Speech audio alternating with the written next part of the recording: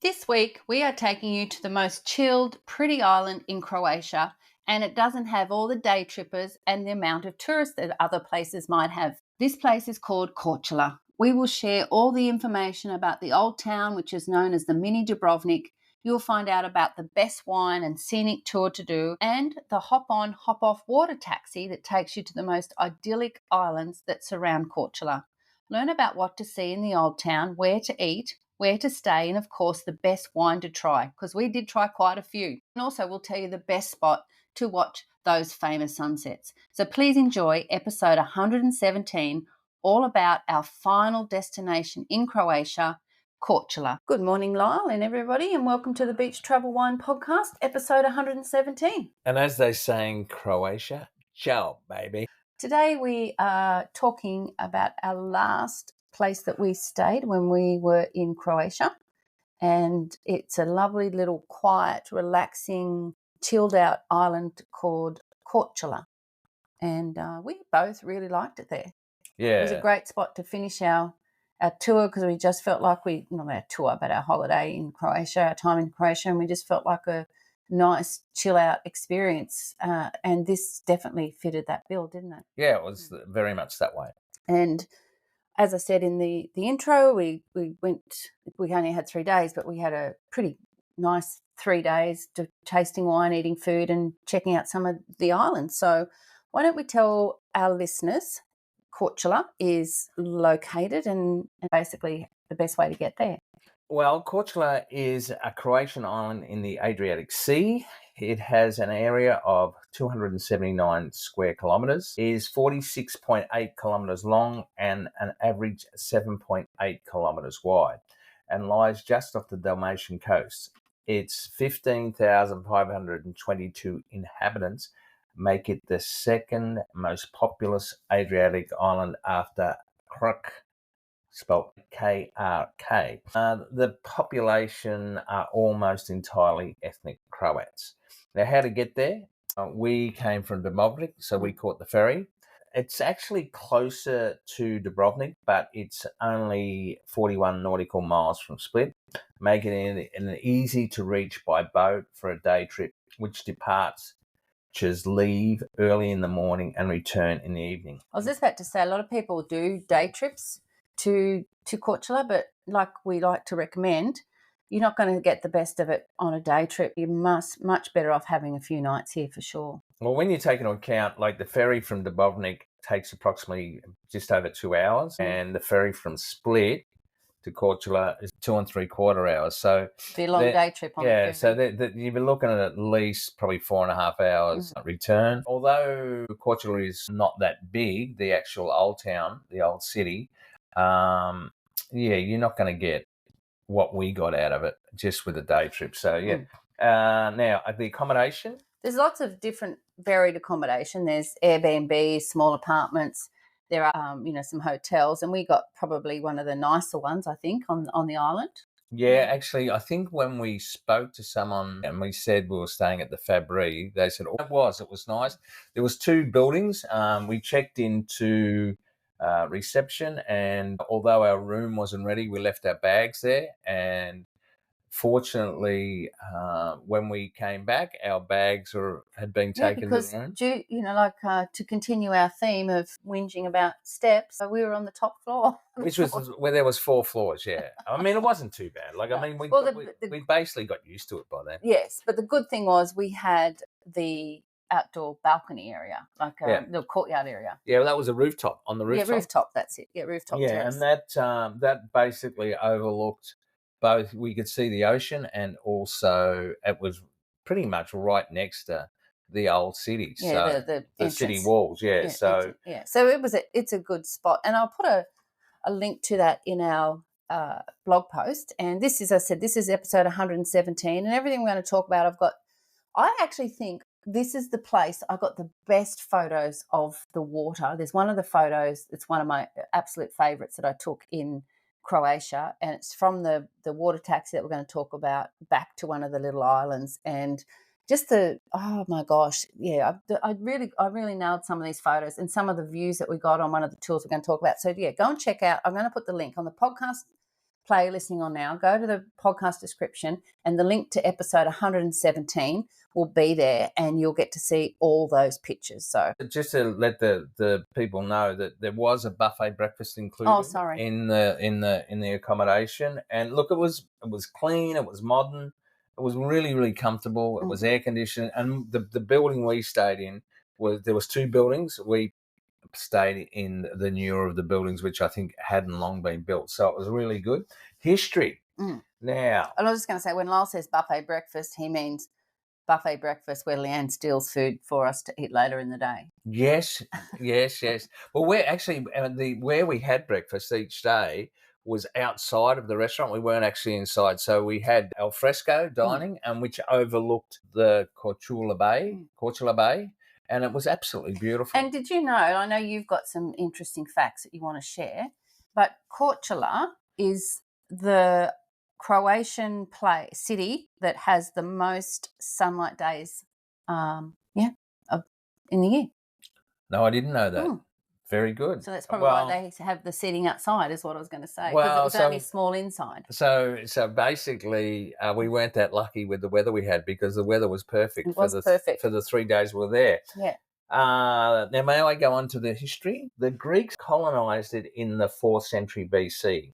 Korcula was subsequently occupied by the Romans, Goths, Slavs, Byzantines, and the Genoese. The kings of Hungary and Croatia and the Bosnian dukes resided there. And Russia, France, Britain, and the Austrian-Hungarian empires have held the island. So like lots of places in Croatia, they had a lot of foreign control. So, yeah, that's basically it for the history. It's okay. So when we arrived, as you said a minute ago, our room wasn't ready and we left our luggage. And so we just went and had a nice explore around. We just had a wander, really.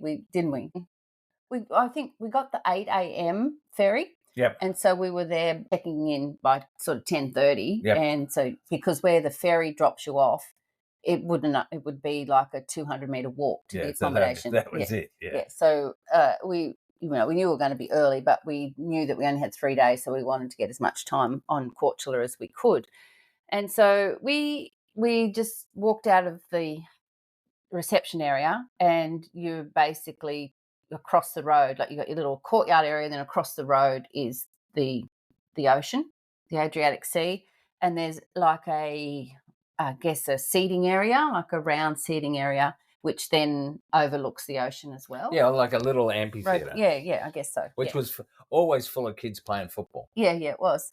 And then you look up and there's an area where the boats, if you have a look at the photos, you'll see there's sort of it's a little peninsula where we are in this, because the island's called Korcula and the town we're in is called Korcula, but there's some other towns as well. So this little area is like this tiny little peninsula, and they call it Mini Dubrovnik because it's got the round fortification and the city walls and the steps and things. It is only tiny, but it's so picturesque. And we walked around the outside, and it's also where a lot of the Sail Croatia boats sort of come in for the day. And I don't know if they're the Sail Croatia ones, but I know that there are sail and bike ride ships that come here. And there's a lot of them that get off their sailing boats and they do bike tours around the island. That's very popular for that.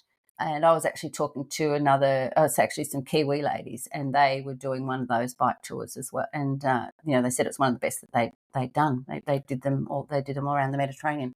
So off we went wandering and up and down stairs. There's a couple of different entrances around the old city, and we just were blown away, weren't we? Yeah. And so obviously it was time to get something to eat. So we went sort of around the other side of the little peninsula, and there you come across restaurant after restaurant after restaurant, and they're under these pine, I guess they're called cypress pine. Yeah, they are. Yeah, and the paving again, and you're up high with the rock walls.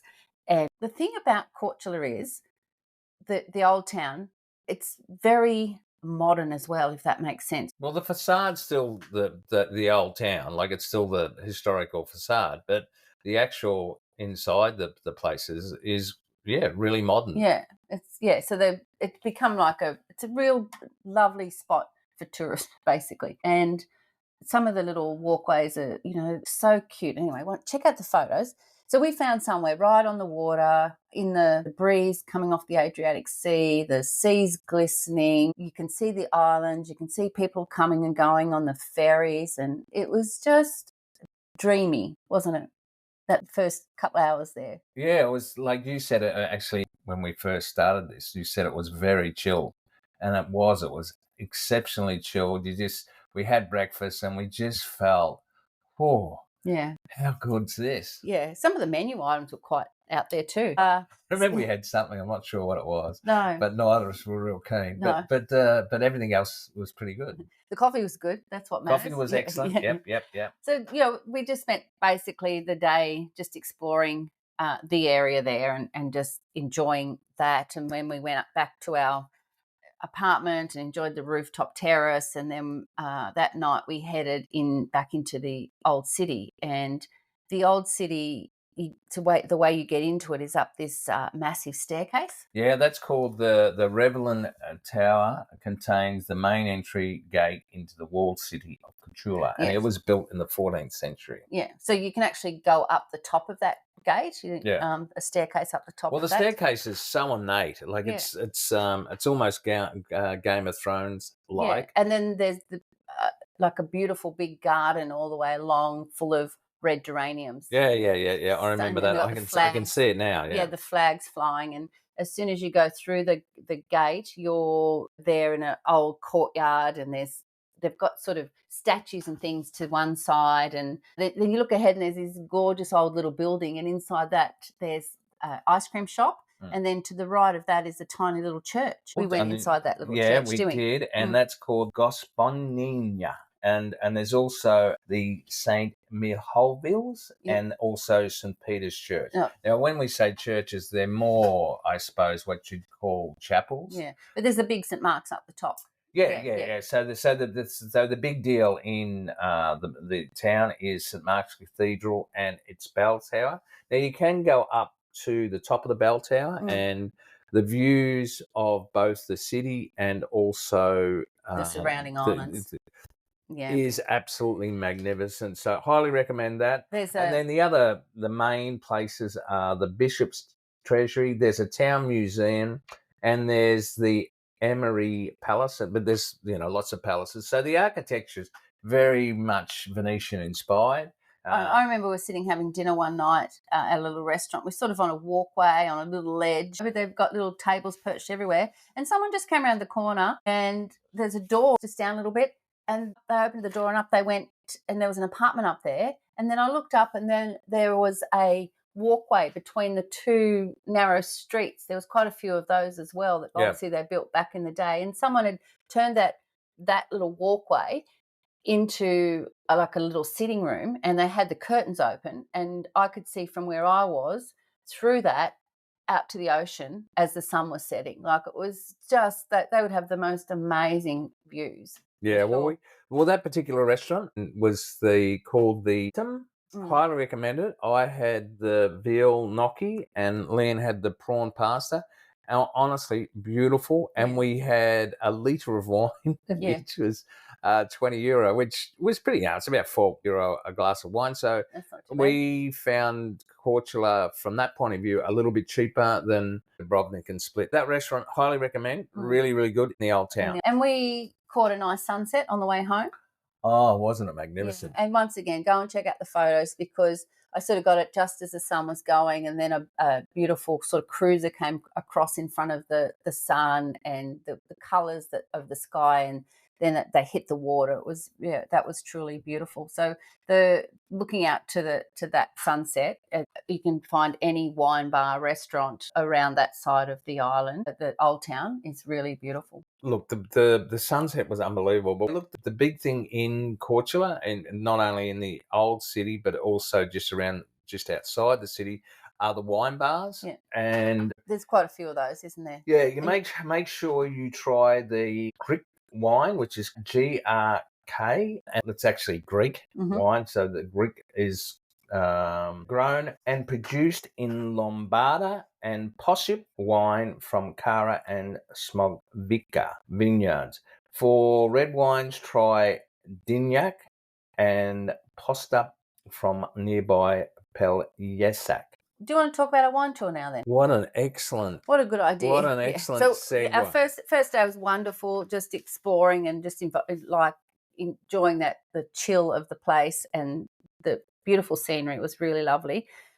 Right outside our where we stayed was like a tourist booking office, and I'm going to put the link to the tour that we did in the show notes. So click on the description in the play listening on now to find that. It was like basically a half day tour, but it was also a sightseeing tour, and that's what I really liked about it. So we're on a little bus that basically had the top off it for that panoramic view effect that you've got. And what would there been, like maybe 10 people on the little bus, I guess. Sure. And once again, a whole range of different nationalities, and we headed off.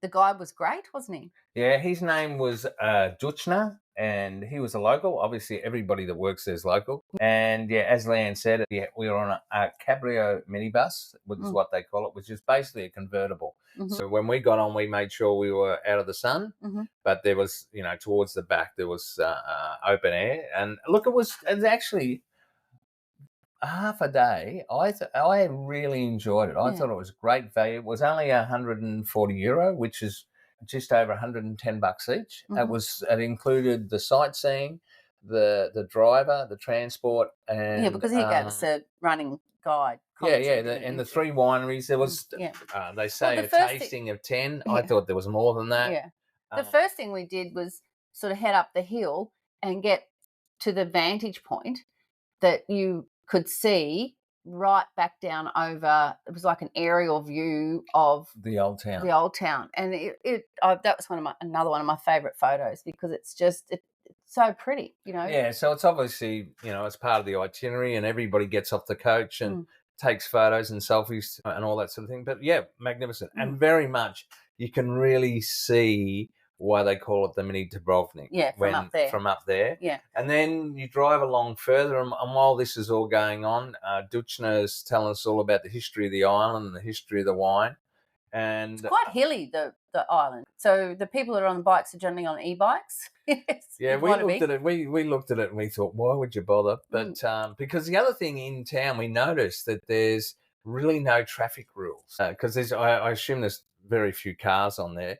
But the other thing is, what we noticed, that everybody's so patient. The locals, they park anywhere. Like they'll park in the middle of the street, and then a car will come along and stop behind them, and it might be a delivery driver, but there's no bip of the horns or anything like that. They're just so casual. They're just so laid back. They just wait till the delivery bloke comes back to the car and drives off, and off they go. So that was unique to Korcula. But eventually we got to our first, we had 3 stops, and they were all very different, weren't they? There's like 6 villages. They all have their own style of wine. The first one we stopped at was Loretta Winery, and that was established in 1906. So basically 3 generations. So it was a husband and wife, and she was lovely. She was getting all the plates of food ready behind the bar. I think we might have arrived a bit early, and she was, busy. And the hubby came out into the wine tasting area and told us about the wine and showed us the old equipment. That had a beautiful terrace area outside, which outside of the wine tasting area, and the views from there were fantastic. As Leanne said, there was like a mini museum of all the gear that they've used over those 3 generations, and they call it the Poship, Kara and Smokvica, which is the villages. Now, Poship is native to Korcula, and it's unique in the world since we know the exact place of its discovery and the name of the grape grower who discovered it in the late 19th century. Now, I looked this up, Leanne. Now, and I know you're surprised I would have looked it up, but the guy's name was Marin Barbaka, and he discovered it in 1864. So everywhere we went on this wine tour, they all talked about the Poship. And to be honest, it was beautiful. Like, a really nice wine. When you're on the island, you're drinking like native wine from here. Korcula, which I was unaware, but the more and more I've looked at it, Korcula is world famous for the GRK wine that's mainly grown in the Lombarda area, which was the last winery we went to. So then we went on back onto our bus and more beautiful scenery. When you're driving along the island main road, you're on the edge, you're up high, and so you're going around different bay after different bay, and you're looking down over pretty little areas, little coastal areas. Yeah, beautiful little spots, different bays along the way. And once again, beautiful photos of that. And then you go into little villages too, which was really, really cute. And then I think our next stop, we ended up at a bit more of an industrial area where it was more modern, and it was the Black Island Winery. The tasting rooms. We were indoors, but they've got like a big outdoor courtyard area with fairy lights and a lot of seating and that sort of stuff, which they obviously have open. People come on the weekends and that sort of thing. We were doing this on a Monday, and tasting room was air-conned, it was modern, and we got a nice cheese platter there as well, didn't we? And enjoyed the wines from there. Yeah, so their label is pretty well internationally recognised. The label is the Merca Victor. Now they again do the Poship, and they do a rosé, and their red was the Croatian Pavlik Mali. Look, the wine there was extremely that good. was my favourite of the day. Yeah. But it was really, really well done, and obviously they export. Yeah. Which most of the other smaller wineries, the first one we went to, they don't produce enough to export. So, but it's so good because you're in a family-owned sort of winery, 3 generations, overlooking the vineyards, and then you're in a more industrial, like a bigger. Yeah, it's a commercial winery. Yeah, commercial winery. So there's and then we moved on to the third winery, which was Winery Adria, and there was a young gentleman there, Vito was his name, and he would have maybe been 20, do you think? 21, 22? Yeah. And he was the son of the winery owner. Their wine tasting room is out the back. They've got it set up in their house, haven't they? And they had not only had wine, what else did they have for us to taste there? There was a liqueur tasting, which was Vito's specialty. Yeah. And he showed us out the back where he was ferments the liqueurs. They also do honey tasting, and I'm not a honey eater at all, but I couldn't believe it that there was flavoured acacia, sage, chestnut, and honeydew. And to be honest, it was I enjoyed it. Like I thought, oh, that wasn't too bad. And they're not only different tasting, they're different colours. Yeah, and also they did they had olive oils. Yep. And so we went through all that. Vito was seriously 15 out of 10. Yeah, he was such a personality. And he also talked about wine that was found under the sea. Yep. They had a couple of bottles of that obviously they don't open because they were on shipwrecks from centuries ago. So they had a video that they showed as well. And he was funny. And he was very confident, and he told some great stories, and he was very likable and had everybody enjoying his tales of winemaking and his family's story. And he also told us then that he invited us. Yeah, he was a sword dancer. Now, what do they call that, sword dancing? It's called Maresca. It's traditionally performed in Korcula town on the 29th of July, which is the day we were there. Yeah. And it's for St. Theodore's Day, and also performed weekly during summer months. A traditional sword dance and drama that was common through the Mediterranean in the 12th and 13th century. So not only is Vito making the liqueurs for his business and upselling everybody on bottles of wine, he's getting ready to do his, sword dance. Yeah. Look, he was... and the costumes and everything. Yeah, like he was the typical Croatian, tall, good-looking, blonde, and he had it all going on, and he invited us to the dance. And it's just held inside, up the main stairs, inside the main opposite St. Mark's, opposite St. Mark's, the cathedral there. And basically it's a story about 2 kings, and they both loved the same person, so they went to war. Yeah. And it's the you won't find anything much more authentic Croatian than that. And the uniforms are colourful, and they're just beautiful. Costumes. And seriously. So we love well worth it. We love that wine tour. And as I said, I'm going to put the link to it in the show notes. So click on the link to 117 in the podcast description, and it'll take you to all the photos, but also the link to the wine tour, because it was just such a good mix of little winery, family winery, more modern winery. But the constant theme in the three of them was the native wine grown on the island. And that's why we went to Korcula, to be honest. We heard about the wine and we wanted to go and taste it, and thoroughly enjoyed the wine the whole time we were there. Yeah, and just remember that you don't actually have to do the wine tour to enjoy the wines, because, as we said, there's wine bars. There's wine bars everywhere in the town, and that's what they specialise in. Mm. However, they do tastings. Highly recommend that half day. Yeah, look, it was really, really good. Yeah, it was great. So the last day that we were in Korcula, talking to some locals, and one of the things I wanted to do was do like a little bit of island hopping. And there's booths along the waterfront there that sell tickets to water taxis. So, you can go to 3 different islands, have a hop on, hop off sort of experience. And we chose the one that went to a particular island, spelt Vrnik.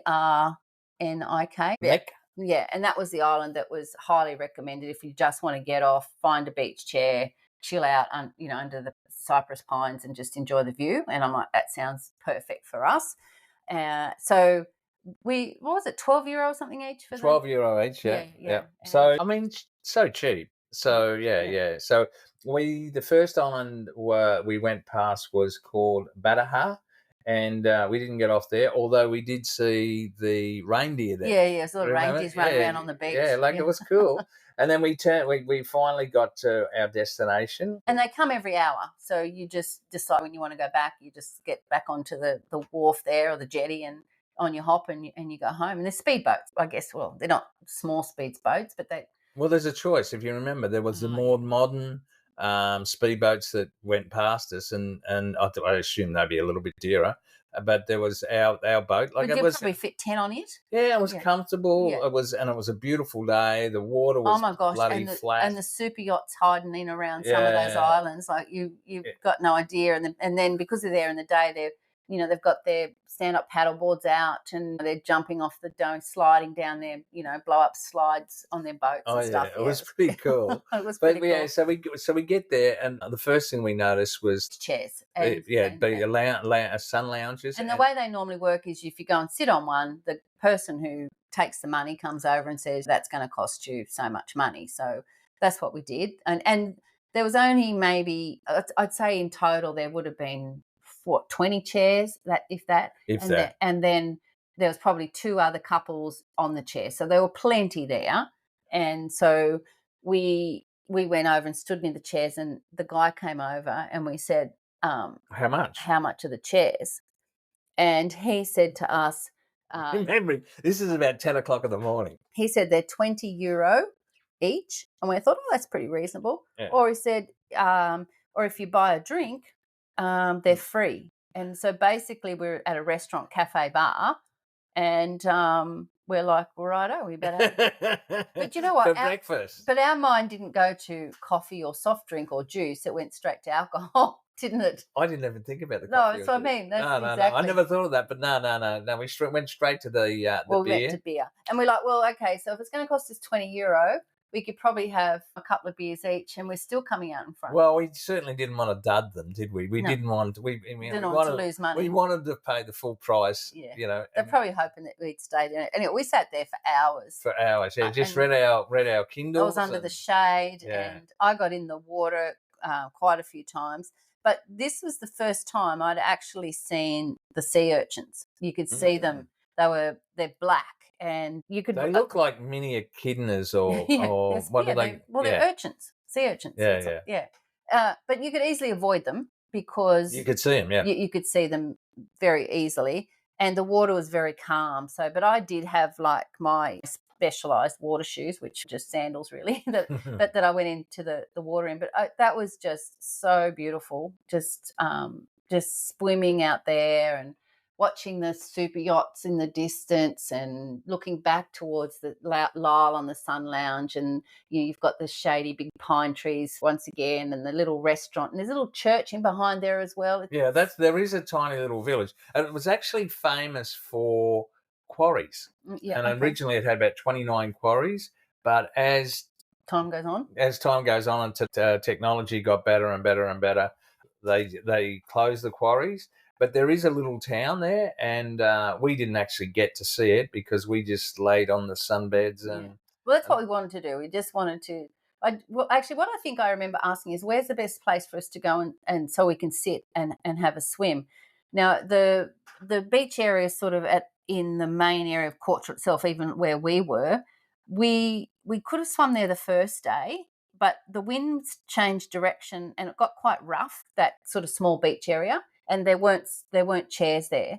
And so I thought, well, if we can go to a little island that's sheltered and has the chairs, and that's why we asked around and we decided to go to this island. But any of the other little stops along the way are going to have places where you can hop off. There's stops at one of the main towns as well, Lombarda, doesn't it? So if you want to go there and have an explore, the water taxi is the best way to get around. Yeah, it's basically 3 on, hop off. So yeah, great value. Yeah, highly recommended. It was great to spend the morning and early afternoon there, and then as Lan said, we just waited to go back. And when we got back, we went out for dinner, of course. But this time I wanted to watch the football. Yeah, the actual restaurant, it's spelled PLANJAK, so Planyak. We wanted to watch the football, and I hadn't had any of the local fish, so I decided to have the grilled whole fish. Now, they come and they clean it at the table for you, and seriously... But they cooked it over at the... in front of you, on the barbecue, Yeah. And it's simply absolutely beautiful. Yeah. Really, really high. I recommend that. Now, there was also one of the days, just to give you another choice of food, it was Bar Maha, which is Maha, and it was, I think it was the day after we did the wine tour, so we weren't that hungry, and we just had burgers, and that was right on the shoreline. It was right on the waterfront. It was plenty of young people around there, and hamburgers. Great. So we've done the island tours, we've done the wine tours, the sightseeing tours. We did mention that you can do e-bike tours around. You can do hire them and do it yourself, or go in a group. There's also buggy tours, as we said, isn't there? Yeah, the buggy tours, and also you can do the sunset kayak tour. Oh yeah, that'd be nice. That'd be nice, and that's around that Lombarda area. You can do a private walking tour of the old city. You can do a private boat tour, and that includes swimming and snorkeling. The snorkeling would be incredible.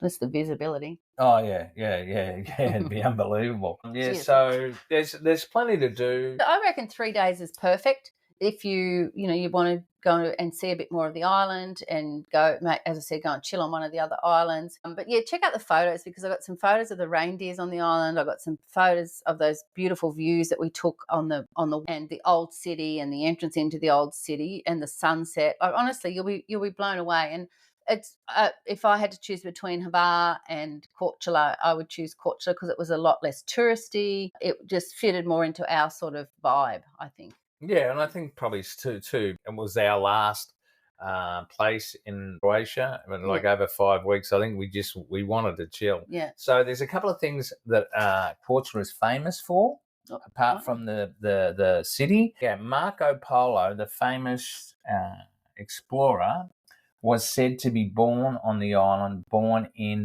1254. Now, there is a bit of a dispute because they also say he was born in Venice, but at that time, Korcula was ruled by Venice. So now the other thing is, the town of Korcula was the first to abolish the act of slavery in the world, and it was done in 1214 by the town's statute, and it's actually, you can see the actual original statute. That's pretty amazing. And it has the most sunny days.